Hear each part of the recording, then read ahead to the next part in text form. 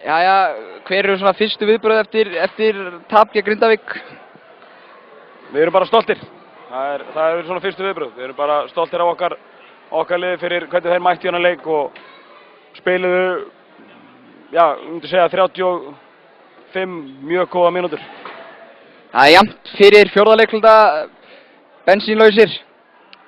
Þreytti náttúrulega, við lögðum náttúrulega allt sem við áttum í þetta eins og var ætlast til, en hérna, þeir náttúrulega eru með gríðarlega breiðan hóp og reyndar voru að spila alveg svakalega vel. Ég hittu stórum skotum hérna, þannig að jú, þetta var þreyta fann að segja til sín, en það vantaði svona örlítið upp á varnarlega til þess að klára þetta.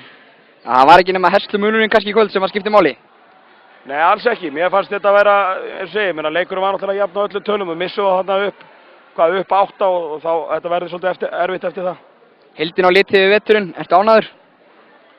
Já, aftur, ég er bara stoltur af leikmönnum og öllu sem kom aðeins. Mér veist við gera ágætis mót í vetur og við náðum stóra markmiðin okkar og gríðarleg reynsla fyrir okkar stráka.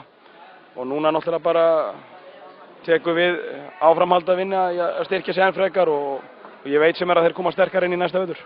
Geturðu sagt mér verður áfram næsta ári? Ég veit ekki betur, jú. Takk fyrir.